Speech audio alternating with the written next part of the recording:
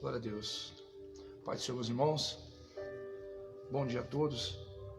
Nós iremos hoje estar fazendo um estudo da palavra do Senhor e eu quero convidar você a pegar a sua Bíblia para que possamos juntos estar estudando a palavra de Deus. Nós estaremos falando hoje sobre os benefícios de conhecer a Deus, benefícios de conhecer a Deus.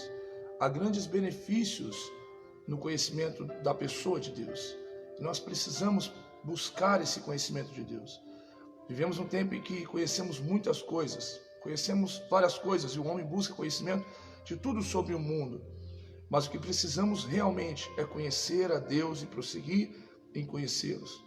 Como eu disse aqui de antemão, os benefícios de conhecer a Deus, eles são muito amplos. São muito amplos, que não dá para ser mencionado todos aqui, pelo curto espaço de tempo que nós temos. Mas nós iremos mencionar alguns dos mais básicos, dos mais importantes, que são diretamente apresentados nas Escrituras Sagradas. E o primeiro item é o discernimento. Bom dia a todos, a paz do Senhor, irmã Priscila, irmã Cássia, Félix, Deus abençoe, em nome de Jesus Cristo. O primeiro benefício que nós vamos falar sobre conhecer a Deus é o discernimento. A palavra do Senhor vai dizer no livro de Provérbios que o temor do Senhor é o princípio da sabedoria e o conhecimento do santo é prudência. Olha o que a palavra do Senhor está dizendo. O temor do Senhor é o princípio da sabedoria e o conhecimento do santo é prudência. Quando nós temos uma visão correta a respeito de Deus, nós conseguimos compreender o verdadeiro significado, o sentido da vida. Esses dias eu encontrei um jovem que ele bateu aqui na porta da igreja e ele chegou em prantos, chorando, desesperado, dizendo que ele não tinha vontade mais de viver, que o desejo dele era de morrer. Ele falou assim: eu vim aqui, pastor, falar com o senhor porque eu vou sair daqui, vou para casa tirar minha vida. Esses tempos atrás eu tentei tirar minha vida. Ele falou que tomou vários remédios para tirar a vida dele porque ele não suportava mais aquela dor. Ele é um usuário de drogas, está afundado nas drogas, chegou aqui de uma forma muito triste, e ele falando essas palavras: a minha vida não tem sentido. Muitas pessoas pensam da mesma maneira como esse jovem me disse: a minha vida não tem sentido, por não ter sentido na vida, o desejo que tem é de tirar a minha vida. Pessoas sentem que para elas não têm falta para ninguém. Quantas pessoas não pensam assim? As pessoas nem sentem falta de mim. E por muitas das vezes até pensa assim: eu não consigo realizar meus projetos, meus sonhos. Aí você começa a olhar para a vida de A, para a vida de B, você vê que fulano realizou o sonho dele, cicrano conseguiu, conquistou aquilo que queria, e você olha para você não conquistou o que queria, você não realizou os seus sonhos, nada na sua vida deu certo da maneira que você queria que desse certo. A irmã Joana Teles, Deus abençoe, que bênção, que bom, a irmã está aqui com a gente, amém? Os irmãos que puderem compartilhar este vídeo, será uma bênção para a vida de algumas pessoas, de muitas pessoas, em nome do Senhor Jesus Cristo. Quanto mais pessoas serem alcançadas pelo Evangelho, mais vidas serão abençoadas para a honra e glória do nome do Senhor Jesus. Então peço ao irmão, que você que está ouvindo essa live, que compartilhe com mais pessoas, para que o nome do Senhor seja glorificado, para que as pessoas conheçam os benefícios de conhecer a Deus. Amém? Então, muitas pessoas não entendem, elas não compreendem o verdadeiro sentido da vida. Por que elas não compreendem? Porque tem uma visão completamente distorcida de quem Deus é e da sua vontade. O que as pessoas precisam hoje é de conhecer a Deus e a sua vontade. Elas vivem para si, sendo que nós fomos chamados para viver para a glória de Deus. Então, quando o homem vive para si mesmo e ele não realiza algo que ele queria realizar, ele não consegue ser feliz. Quando o homem vive para a sua própria glória, ele não consegue alcançar o objetivo que ele queria alcançar, os sonhos, os projetos. Para ele a vida não tem sentido. Mas quando você vive para Deus e para a sua vontade, você encontra o sentido da vida. E você vê que o sentido da vida está em viver para Deus e adorar o seu nome e fazer a sua vontade. Porque é para isso que fomos chamados. Para viver para a glória de Deus e fazer a sua vontade. Então quando você vai conhecendo a Deus, você cria temor no seu coração, porque você conhece o caráter de Deus. E conhecendo o caráter de Deus, conhecendo a Deus como realmente Ele é, em seus atributos, você vê que Deus, Ele é maravilhoso, poderoso, onipotente, onisciente, e Ele pode todas as coisas. E que se Ele não fez algo na minha vida, não é porque Ele não me ama, mas é porque Ele tem algo maior e melhor para mim. Então compreenderei e adorarei o Deus da minha salvação, e viverei para a sua vontade. O que é que você está vivendo hoje? Qual é o momento que você está passando hoje? Quando você conhece a Deus e vê que Ele tem todo o poder de mudar, você diz, se Ele não mudou, é porque eu tenho que passar por isso. Você começa a não mais querer a sua vontade, mas você fará como Cristo orou, seja feita a sua vontade e não a minha. Porque realmente a única coisa que importa na nossa vida, quando compreendemos o que é Deus, é a vontade dele ser estabelecida em mim. E que essa seja a nossa oração, seja feita a sua vontade. Porque esse é o padrão de Deus, assim na terra como no céu. Porque aquele que crê realmente em Deus, ele não é da terra, ele é celestial. Então não vivemos para que seja feita a nossa vontade na terra. Nós vivemos para que seja feita a vontade de Deus nas nossas vidas aqui na terra. Para que quando os ímpios, as pessoas que não servem a Deus, que não creem em Deus, que não caminham com Deus, olharem para nós, possam ver características de Deus em nossas vidas. Aí você realmente, meu amado irmão, encontrará o sentido da vida.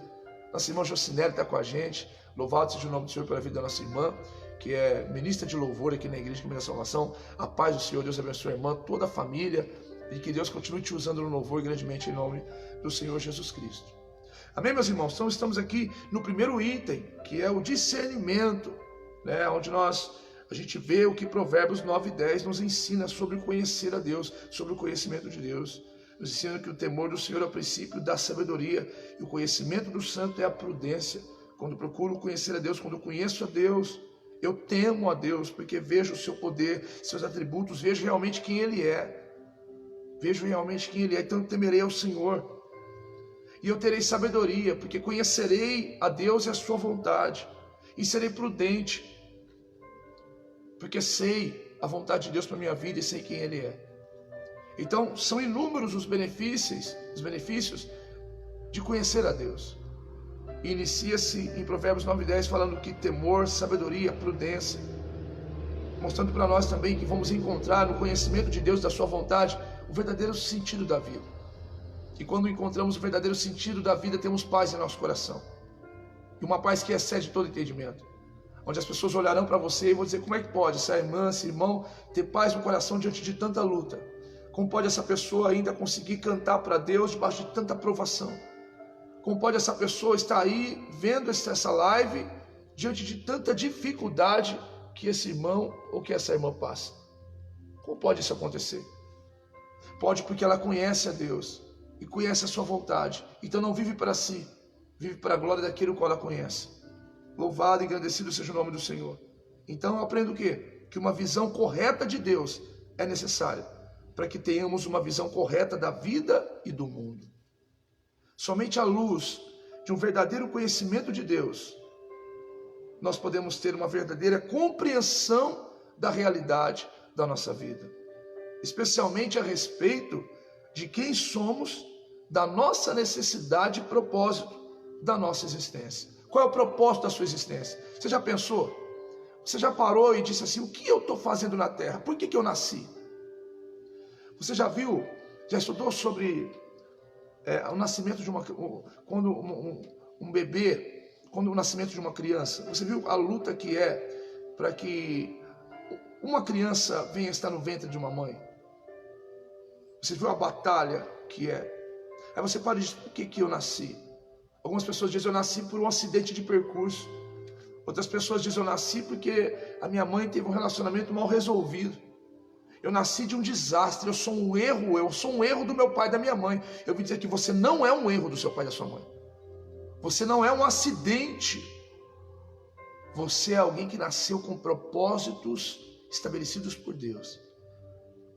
Você é alguém que Deus amou na eternidade. Você tem um propósito, você existe por um propósito. O que você ainda não sabe é qual é o propósito. O que você precisa conhecer é qual é o propósito. E como conhecerei o propósito da minha vida, da minha existência? Conhecendo a Deus e a sua vontade.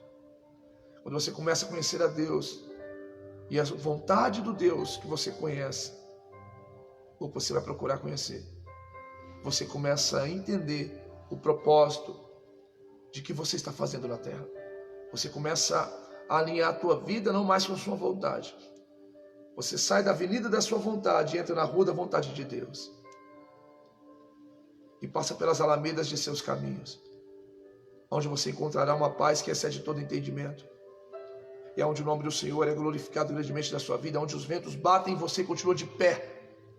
Porque quando você está alicerçado na vontade de Deus, você está de pé diante dos homens. E estar de pé diante dos homens não é estar por sobre os teus pés, mas é estar por sobre os pés de Cristo, prostrado. Quando nos curvamos em fraqueza, o seu poder é aperfeiçoado em nossa fraqueza. E estamos de pé diante dos homens, as adversidades, diante das provações, diante das lutas. Segundo item, meus amados irmãos, e estamos falando sobre os benefícios de conhecer a Deus. Segundo item, confiança ou fé. Quando procuramos conhecer, quando começamos a conhecer a Deus, aprendemos a confiar no Deus que confiamos, que buscamos conhecer. E confiamos nesse Deus pelo conhecimento dele, quando vemos quem ele é. O que o salmista diz? O que o Salmo diz de número 9, Salmo de número 9, verso 10? O Salmo não tem capítulo, então é o Salmo de número 9, versículo 10. O que ele diz a respeito daqueles que conhecem a Deus? Vamos dar uma olhada. Salmo de número 9, versículo de número 10. A palavra do Senhor vai dizer assim, meus amados irmãos: em ti, pois, confiam. Quem confia em Deus? O salmista diz: os que conhecem o teu nome. Irmãos, aqueles que conhecem a Deus, confiam em Deus, porque sabem de seus atributos, conhecerão os seus atributos, conhecerão o seu caráter, conhecerão que Deus é imutável e eles confiarão em Deus.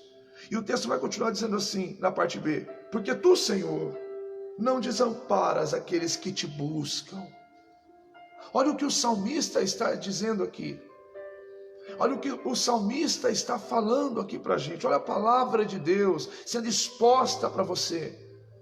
Olha a palavra de Deus sendo exposta para que você conheça e prossiga em conhecer a Deus. Em ti, pois, confiam os que conhecem no teu nome. Por que tem tantas pessoas que não confiam em Deus? Porque não conhecem o Senhor. E por não conhecerem a Deus, ficam tateando, ficam procurando um apoio, ficam procurando refúgios em vários lugares, ficam procurando refúgios na bebida, ficam procurando refúgios no relacionamento, ficam procurando preencher o seu vazio, saciar a sua sede, matar a sua fome naquilo que não é pão, saciar a sede naquilo que não é água. Procuram ser livres do medo através de presença de pessoas que te frustrarão muitas das vezes, pois são pessoas, seres humanos, falhos como todos nós. Mas quando você conhece a Deus, você passa a confiar neste Deus, porque você verá o poder dele, você verá a tua onisciência, você verá a tua onipotência, você verá que Deus, ele sabe tudo sobre você, e ele cuida e guia você com os teus olhos. Você conhecerá um Deus que pega toda a água do universo apenas com a concha de sua mão. Você verá um Deus que sustenta a lua no seu lugar celestial. Você verá um Deus que sustenta as estrelas e as conhece e chama cada uma delas pelo seu nome. Você verá um Deus que sabe até quantos fios de cabelo tem na sua cabeça. Você conhecerá um Deus que te sustenta, que te gerou, que te libertou, que te transformou e que te conduzirá para a glória. Você conhecerá um Deus que lá na eternidade te escolheu, que te predestinou, como diz Romanos 8,30, um Deus que te predestinou e que te chamou, e o que te chamou também justificou, e o que te justificou te glorificou, mostrando que na mente de Deus você salvo, você eleito, você escolhido, já está sentado em tronos e lugares celestiais. Então você olhará para este Deus que não tem poder, mas que tem todo o poder, e confiará no teu nome, confiará na sua palavra, que é imbatível, infalível, imutável. É o Deus de Jesus, o Deus da Bíblia. É o Deus verdadeiro, que não é homem para que minta, nem filho do homem para que se arrependa, mas pois é fiel e digno de toda honra. Por isso que o salmista ele diz: em ti confiam os que te conhecem, os que conhecem o teu nome. Por quê? Porque tu não desamparas os que te buscam. Aí você fala e diz, mas ele desamparou Jesus na cruz. E eu lhe pergunto, por que ele desamparou Cristo na cruz? Ele desamparou Jesus na cruz. Realmente. Se isso passou pela tua cabeça, é uma boa pergunta, uma ótima pergunta. Eu aplaudo a Jesus pela sua vida. Porque a gente tem que ter essa curiosidade da palavra, de conhecer o porquê das coisas. Muitas pessoas trazem isso de uma forma completamente errônea, distorcida, antibíblica. Cristo foi desamparado pelo Pai na cruz, porque o Pai não queria ver o sofrimento dele. Não é isso, irmão. Isso é mentira, isso está completamente uma heresia isso. Deus ficou com dó de Jesus, não viu o sofrimento dele, ficou com dó do sofrimento dele. Você está de brincadeira? Não. Primeiro, realmente Deus desamparou Jesus naquela cruz. Agora iremos ver o porquê que Deus Pai desamparou Cristo, seu Filho amado. É o Filho amado. Lembra que ele disse quando João está batizando? João batiza Jesus, e o Espírito desce em uma forma corpórea de uma pomba, e uma voz desce do céu dizendo, este é meu Filho amado em quem me comprazo. Então Cristo é o Filho amado. Por que o Pai desampararia o Filho amado? Desamparou. E por que desamparou Jesus na cruz? Pelo simples fato de que Deus Pai enviou Jesus para que pegasse os nossos pecados, colocasse sobre ele e fosse para o madeiro. O Deus Pai é santo. Ele não compactua com o pecado. Jesus se vestiu de nossos pecados e nos vestiu da sua justiça. Então quando o Pai olhou para Cristo, viu nele os nossos pecados e o desamparou. A ira do Pai se acendeu. Era a ira que estava contra a nossa vida, porque o pecado estava em nós. Agora Cristo se vestiu de nossos pecados e foi para o Calvário. Agora Deus faz o quê? Ele tira a ira de nós, e a ira vai para o Filho. E por que o Pai desamparou? Para te amparar e me amparar. Nós estávamos desamparados, porque o pecado original, o pecado de Adão, fez com que toda a raça humana fosse considerada diante de Deus pecadores. Todos pecaram e separados, destituídos estão da glória de Deus. Agora Cristo vem fazer o que? Nos trazer de volta para a comunhão com o Pai. Mas qual é o problema do homem? O pecado. Então Cristo vem fazer o que? Enviado pelo Pai por amor, resolver o problema do pecado, o problema que nos distancia do Pai, que nos separa do Pai. Ele leva esse problema em si e vai para a cruz, pecado. E Deus pune, não nós. Ele pune Cristo naquela cruz. Derrama toda a ira em Cristo naquela cruz, punindo nossos pecados que estão em Cristo. E Cristo morre, porém ressuscita ao terceiro dia. Subiu aos céus, está vivo. Está à direita de Deus Pai, intercedendo pela sua igreja, intercedendo por aqueles que creem. Então Deus não desamparou Jesus porque estava com dó do seu sofrimento. Deus Pai desamparou Jesus porque ele se vestiu de nossos pecados e morreria a nossa morte. Quando o Pai olha para ele, vê pecado. Mas quando o Pai olha para nós, vê Cristo. Hoje, quando o Pai olha para você, não vê mais os teus pecados. Você que crê. Você que foi justificado dos seus pecados. Porque aquele que crê não morrerá eternamente, mas terá a vida eterna. Então, quando o Pai olha para você, vê Cristo. Vê Cristo. Vê Jesus. Porque Cristo se vestiu cada um de nós com vestes de justiça. Agora, você que não crê, você ainda está vestido com seus pecados. E se você não entregar o teu caminho ao Senhor, você será punido eternamente. Então o que você precisa? Você precisa não é de um carro novo, de uma casa própria.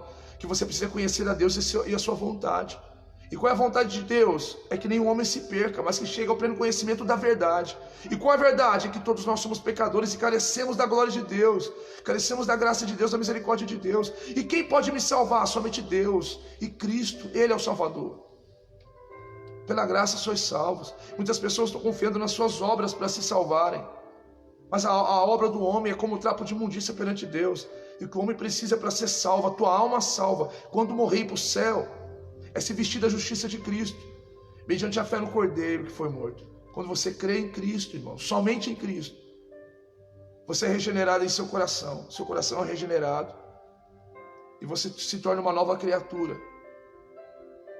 E Deus te concede novas obras para que você ande nela, para que o nome do Senhor venha a ser glorificado.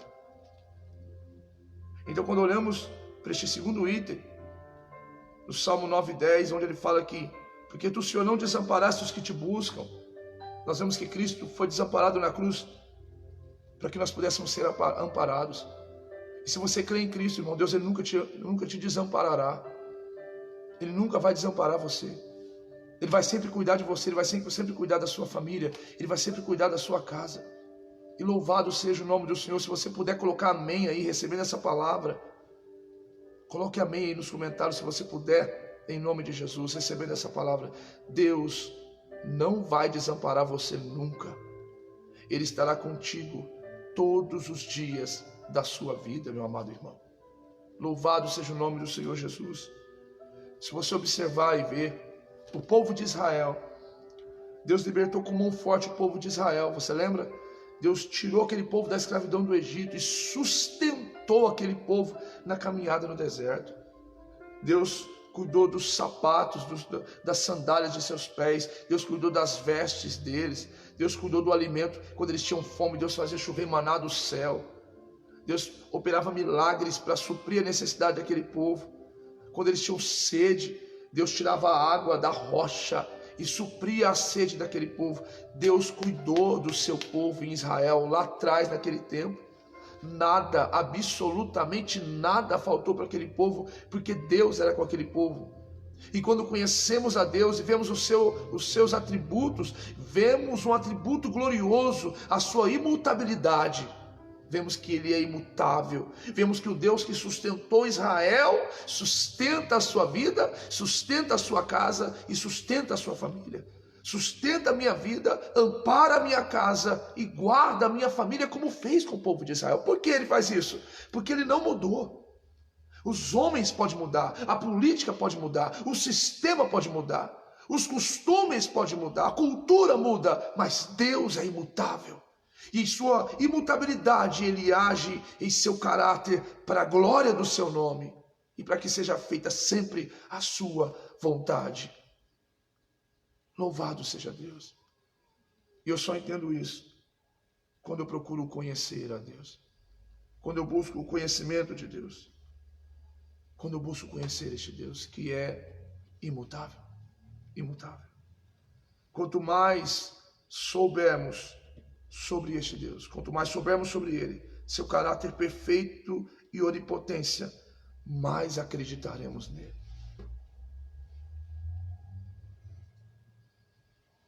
Mais acreditaremos nele. Eu vou repetir, vou falar novamente. Quanto mais soubermos sobre Ele, sobre o seu caráter perfeito e sobre a sua onipotência, mais acreditaremos, mais confiaremos em um Deus que nunca nos desamparará. Meu Deus! E confiaremos nele em todos os aspectos, momentos, circunstâncias da nossa vida. Terceiro item, estamos falando sobre os benefícios de conhecer a Deus. Terceiro item, força espiritual. Nós ouvimos muitas pessoas dizerem assim: mas eu estou fraco espiritualmente, pastor. Eu estou muito fraco espiritualmente.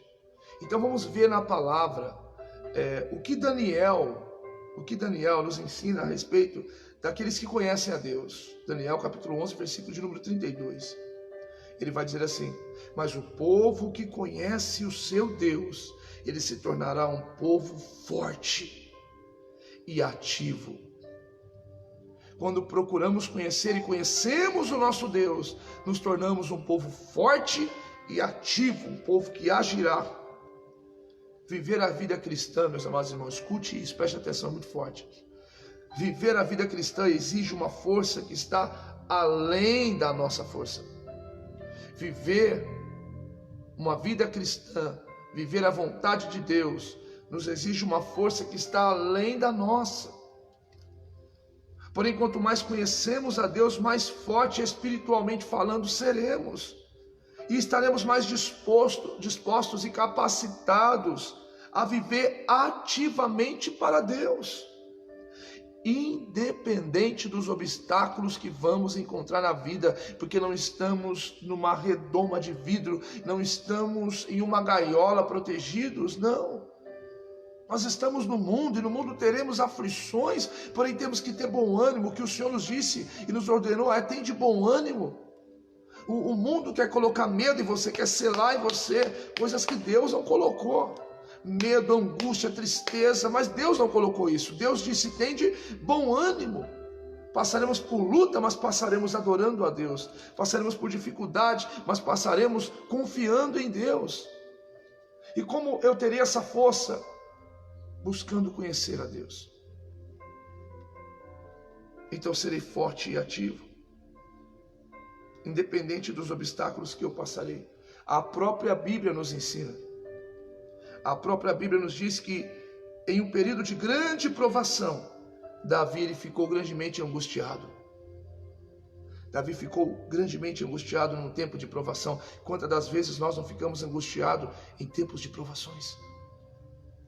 Onde somos traídos, onde somos abandonados, onde a pessoa que você sempre cuidou, você sempre honrou, te lança fora da vida dela, onde pessoas que você colocava no pedestal não te coloca nem na meia do pé, quando você passa por ventos que você não consegue ter domínio sobre eles, quando você passa por situações que faltam-lhe palavras, situações que você fala: por que isso está acontecendo?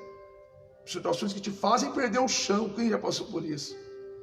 Pai do seu meu amigo Mateus Camargo, Deus abençoe sua vida, meu amigo. Então nós passamos por tempos difíceis, meus irmãos. Passamos por adversidades terríveis. E Davi passou por uma grande angústia na sua vida. Uma grande angústia, Davi, ele passou. Porém, a Bíblia diz que ele se fortaleceu no Senhor seu Deus.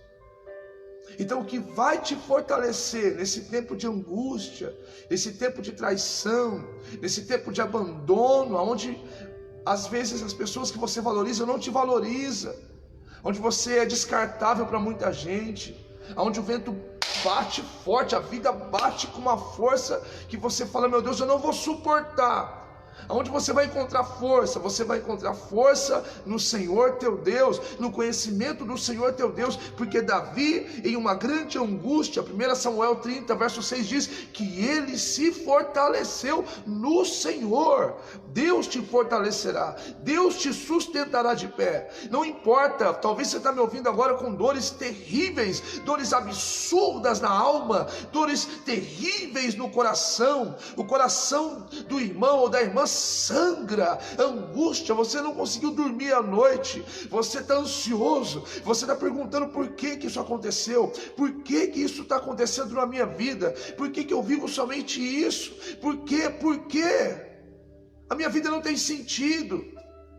Eu não tenho mais força para nada, eu não tenho vontade para mais nada, eu perdi o chão depois disso que aconteceu. Eu vim te dizer aqui, meu amado irmão, olha para Jesus, conheça a Deus, vem para a Bíblia, estude a Bíblia, conheça a Deus, porque no Senhor você vai encontrar refúgio que você precisa, no Senhor você encontrará o amparo que você precisa, no Senhor você encontrará a paz que excede todo entendimento. Aqueles que estão olhando dizendo: agora é o fim dele, vão ver que há esperança para a árvore cortada. Você pode estar no fundo do poço e muitos olhando e dizendo: tomara que morra, que não tem mais jeito para ele, está acabado, dali não sai. Muitos desses verão Deus honrar a sua vida, Deus bradar na tua história, Deus te colocar de pé. Não, eu não estou perguntando qual é a tua situação, eu estou afirmando que há esperança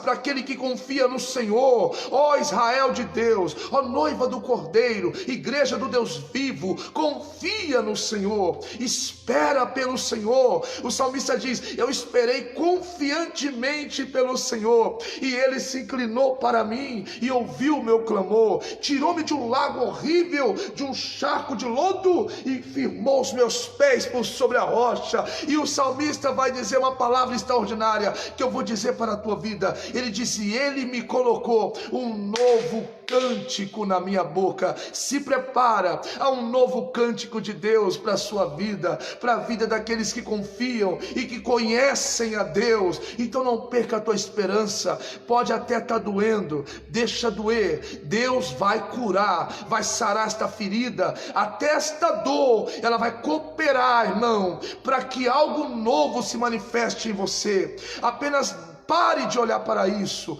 Coloque o teu pensamento no Deus que é nosso refúgio, no Deus que é bálsamo, no Deus que é cura, no Deus que está te chamando hoje aqui. Meu Deus, eu sinto a presença dele aqui. Deixa eu aumentar um pouquinho o fundo musical, irmão. Eu estou sentindo a presença de Deus aqui. Eu estou sentindo a presença de Deus aqui hoje. Meu Deus, era para ser só um estudo. Era para ser só um estudo, mas Deus, Ele está falando muito com alguém aqui hoje. Ele é o teu refúgio. Ele te ampara. Ele está cuidando de você. O salmista diz: eu nunca vi um justo desamparado, nem a tua descendência mendigar o pão. Você não está abandonado. Você não está abandonada. Pode estar numa situação deplorável, decadente, mas há esperança para a árvore cortada. Há esperança para a árvore cortada, irmã Joana Teles. Há esperança para a árvore cortada, meus irmãos. Ela há de florescer, ela há de ser renovada, ela há de crescer de volta. Deus fará grandes coisas na vida daqueles que confiam no Senhor e que esperam no Senhor. Louvado seja o nome do Senhor. Davi, num tempo de angústia, confiou em Deus. Oh, aleluia. Confiou em Deus. E eu quero que nesse tempo agora de angústia você confie no Senhor. Quando a gente terminar esse estudo, se for preciso, volte e vê de novo. Ouça ele quantas vezes for preciso, mas que este estudo possa te lançar para um conhecimento maior a respeito de Deus. Porque essa é a vontade de Deus. E nós ainda estamos no terceiro item. Eu falei, se nós formos falar sobre todos os itens detalhadamente, nós vamos passar muito tempo aqui. Porque são grandes os benefícios de conhecer a Deus. Quarto item, perseverança. Em 2 Timóteo capítulo 1, verso 12, qual foi a declaração feita pelo apóstolo Paulo? E por isso eu estou, olha isso, e por isso eu estou sofrendo, o apóstolo Paulo diz, estas coisas. Todavia, não me envergonho, porque eu sei em quem eu tenho crido. Olha o que o apóstolo Paulo está dizendo. E estou certo de que Ele é poderoso para guardar o meu depósito até aquele dia. Mas eu quero que você traga para o teu entendimento em que contexto ou qual é a situação que o apóstolo Paulo se encontra quando ele disse essas palavras. O apóstolo Paulo, ele escreveu isso antes de morrer como mártir de Cristo. Ele poderia muito bem dizer assim: eu tenho medo agora, é um tempo de muito medo, mas ele diz assim: eu não me envergonho, porque eu sei em quem tenho crido. Ele está deixando bem claro: eu tenho conhecimento do Deus que eu creio, eu confio no Deus que eu creio, eu confio. Então eu quero te chamar para ser como o apóstolo Paulo, buscar conhecer a Deus, o seu caráter, seus atributos e a sua vontade. Aí quando você estiver no fundo do poço, tu vai dizer como o apóstolo Paulo disse: eu não temerei, eu não me envergonharei, porque eu sei quem Ele é, eu sei em quem eu tenho crido, e não haverá dúvida. Você nunca vai dizer: Deus me abandonou, porque você vai ver em seus atributos que Deus é imutável, Deus não abandona o seu povo. Nunca viu um justo desamparado e nem a sua descendência mendigar o pão, e Deus não mudou. O Deus que cuidou de Israel e sustentou Israel não mudou, é imutável, e em sua imutabilidade Ele cuidará de você. Por isso o apóstolo Paulo, que conhece a Deus, diz: eu sei em quem eu tenho crido, por isso eu não temerei, não me envergonharei. Mas a dúvida no apóstolo Paulo, de forma alguma, por isso ele diz: eu estou certo, não há dúvida, eu estou certo, eu sei. O apóstolo Paulo, nós temos que salientar isso. ele escreveu isso antes de morrer como mártir. O medo não arrebatou sua consciência, o medo não aprisionou o coração deste homem de Deus, porque ele esperava no Senhor, ele confiava no Senhor e ele sabia quem Deus era. Olha os benefícios de conhecer a Deus. Buscamos conhecer muita coisa neste mundo, mas hoje eu vim aqui como um pequeno servo de Deus, dizer para você: procure conhecer a Deus. Procure conhecer a Deus e a sua vontade, e a sua vida terá significado. O apóstolo Paulo, ele permaneceu fiel, mesmo no vale da sombra da morte. Ele perseverou com ousadia, sem timidez e confiante.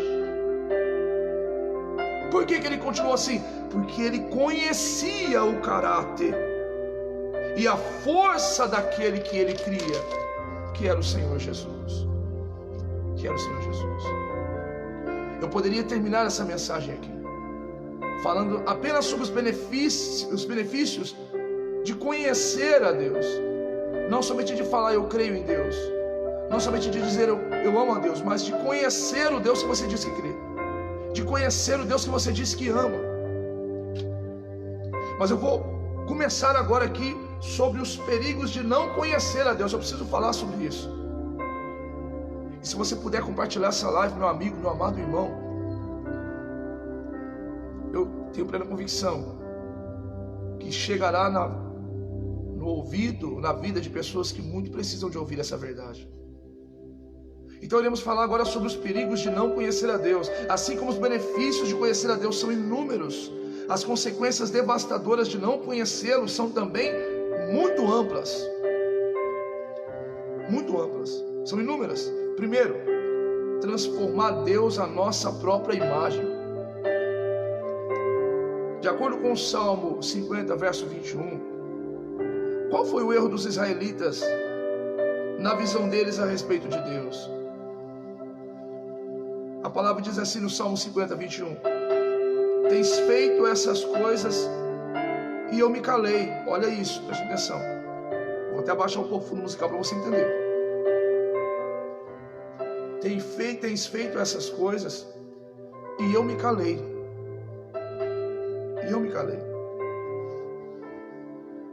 O que a palavra está querendo dizer? Trazendo para aqueles que não conhecem a Deus, eles andam numa vida ímpia, debaixo da pecaminosidade. O que é pecado? É aquilo que não agrada a Deus, é aquilo que é contra o princípio da Bíblia. Então eles vivem em seus pecados deliberadamente, sem freio.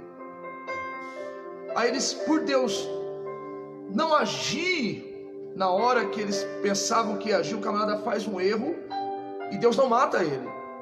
Ele faz outro erro e aparentemente Deus não fala nada.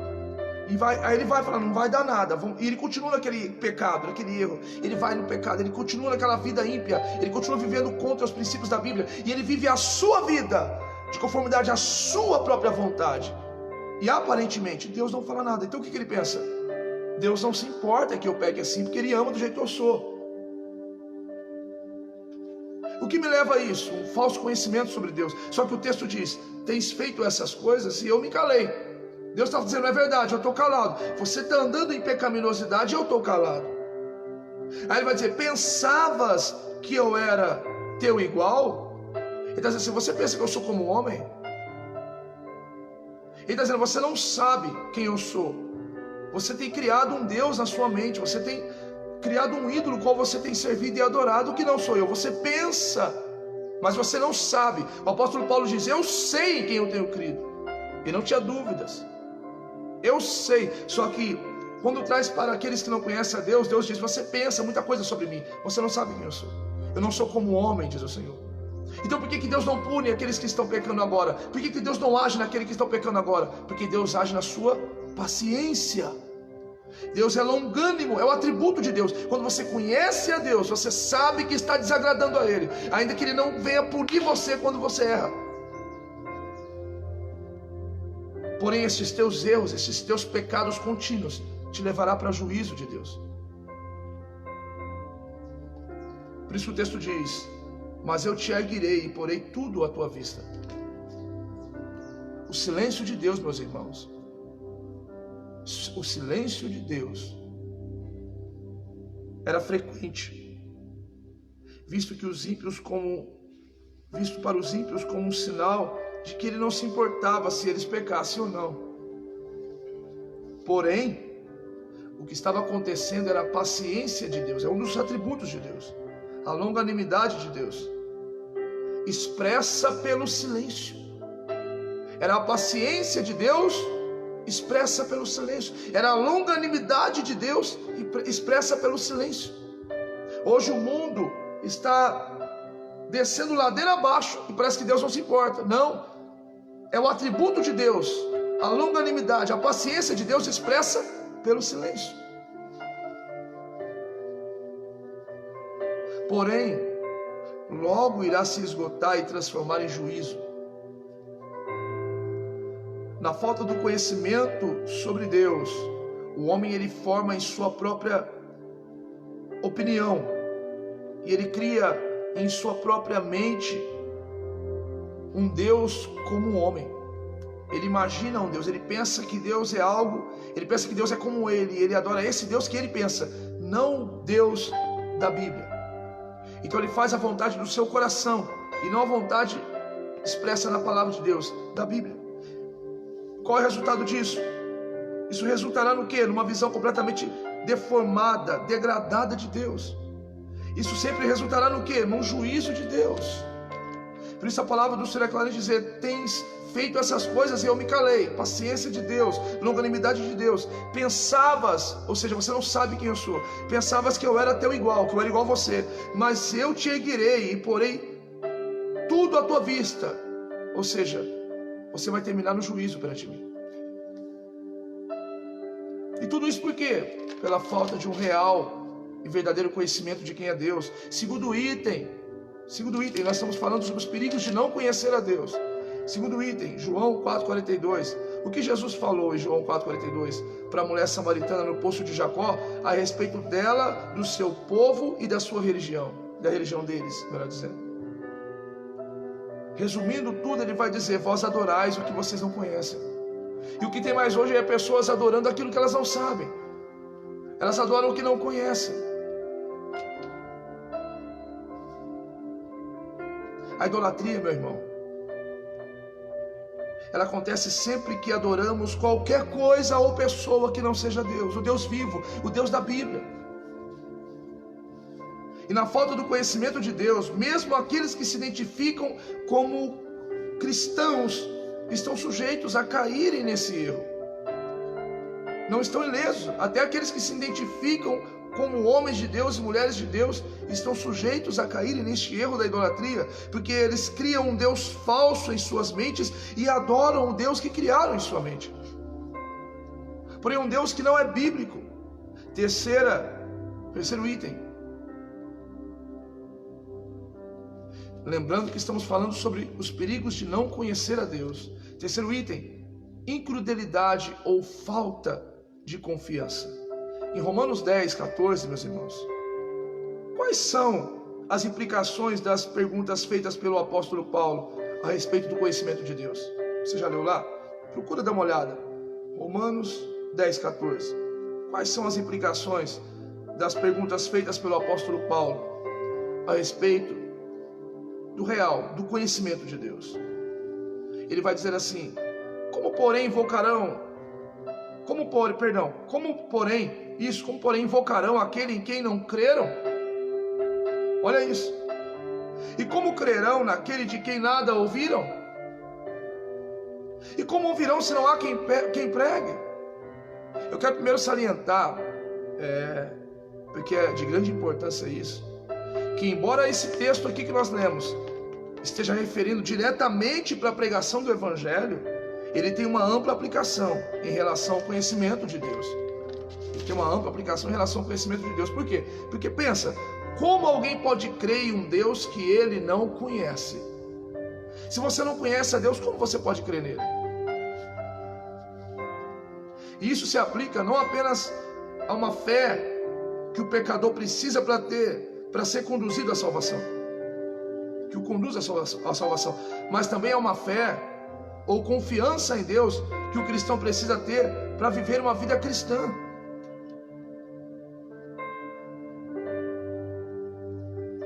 Como nós já temos aprendido aqui no Salmo 9:10, somente aqueles que conhecem o nome do Senhor é que depositam nele a sua confiança. Quarto item, e eu já estou terminando, irmão. Quarto item, para a gente finalizar. Lembrando que estamos falando sobre perigos de não conhecer a Deus. E o quarto item, e o quarto perigo de não conhecermos a Deus, é uma visão indiferente do pecado. Em 1 Coríntios 15, no versículo de número 34, o apóstolo Paulo, ele repreende a igreja de Corinto. Por que ele faz isso? Por que ele repreende a igreja de Corinto? Porque havia ali alguns cristãos confessos entre eles, que não tinham um real conhecimento sobre Deus. Eles não eram sóbrios como deveriam ter sido. Olha o que diz a palavra do Senhor: tornai-vos à sobriedade, como é justo, e não pequeis, porque alguns ainda não têm conhecimento de Deus, e isto digo para vergonha vossa. Quando dizemos que amamos a Deus, servimos a Deus, e que Ele realmente é nosso Deus, e não conhecemos, é uma vergonha para nós. Como amamos um Deus que não conhecemos? Como falamos que servimos um Deus se não o conhecemos? Então, estamos sendo o quê? Estamos embriagados, estamos criando um Deus em nossa mente e o adorando. Isso é idolatria. Estamos seguindo um Deus que não existe. Precisamos conhecer a Deus, porque quando não conhecemos, o apóstolo Paulo diz assim, que nós estamos como se fosse bêbados. Por isso que o texto diz, tornai-vos à sobriedade. A ordem, tornai-vos à sobriedade, também pode ser traduzida como tomem juízo. Tomem juízo, ou despertem da bebedice. Por quê, pastor? Porque eles não conheciam a Deus, estavam vivendo como sonolentos ou bêbados em relação aos perigos do pecado e a importância de viver de acordo com a vontade de Deus. Hoje, meu amigo, meu irmão, Deus, Ele está te chamando.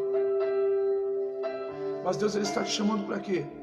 Para você conhecer Ele e a sua vontade e viver de acordo com a vontade de Deus. Louvado seja o nome do Senhor. Eu quero dizer que você é uma pessoa muito importante para Deus. Você é alguém que Deus ama de verdade. E o chamado de Deus para a tua vida, o real chamado de Deus para a tua vida, é que você venha viver para Ele, segundo a sua vontade. Eu quero orar por você e eu espero no fundo do coração que este estudo possa te beneficiar a tua vida, a tua família, a tua casa, que você possa praticar tudo isso que você ouviu. Você pode ter certeza, a tua vida vai mudar de uma forma absurda, de uma forma gloriosa. Você vai triunfar sobre os teus problemas. Você vai triunfar sobre tudo isso, sobre esse mar que está tentando te submergir. Talvez você já está com a água no pescoço.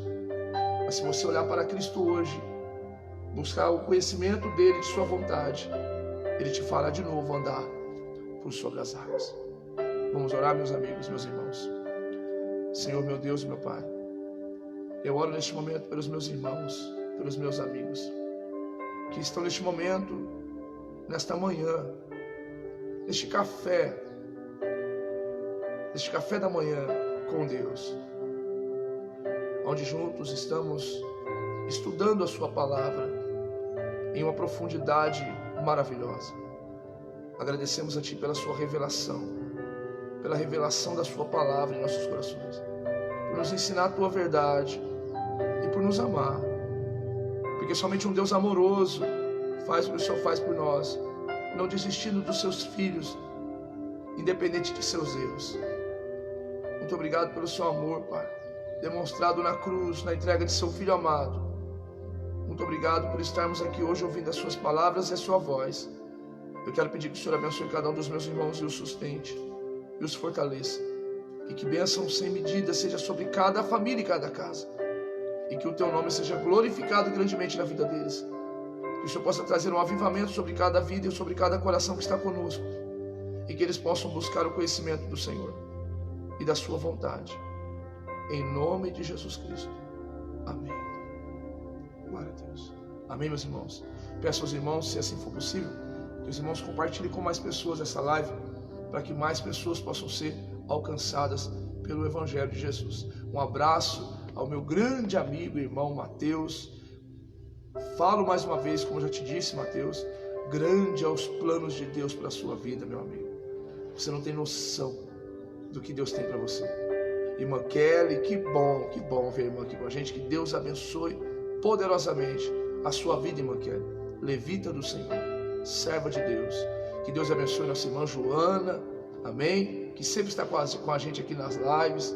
Que Deus abençoe poderosamente a tua vida.